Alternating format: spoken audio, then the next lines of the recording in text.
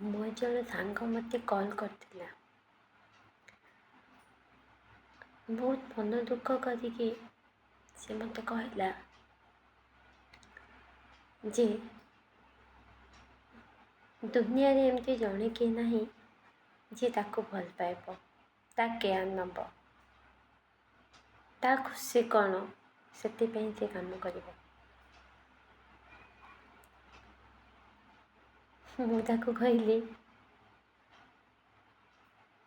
ବର୍ତ୍ତମାନ କଳି ଯୁଗରେ ଯେତେ ଜଣ ବି ଅଛନ୍ତି ସେମାନେ ସମସ୍ତେ ଯାହା ସହିତ ବି ସମ୍ପର୍କ ରଖନ୍ତି କେବଳ ସ୍ୱାର୍ଥ ପାଇଁ ରଖନ୍ତି।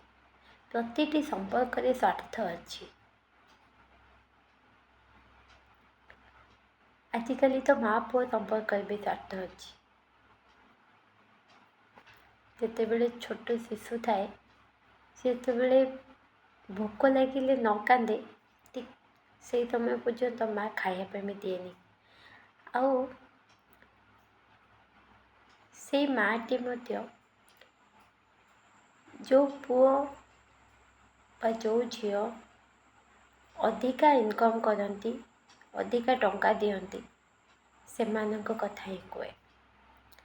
ଦୁନିଆ ସବୁବେଳେ ଗୋଟେ କଥା ମୁଁ ପିଲାଟି ଦିନରୁ ଶୁଣି ଆସିଛି ଯେ ଦୁନିଆରେ ସବୁ ମିଳିବେ ଟଙ୍କା ଦେଲେ, କିନ୍ତୁ ମା ବାପା ମିଳିବେନି।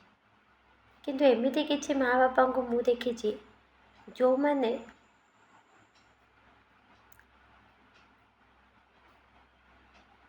ନିଜ କଥା ଆଗ ଭାବନ୍ତି, ତାପରେ ନିଜ ଛୁଆମାନଙ୍କ କଥା ଭାବନ୍ତି।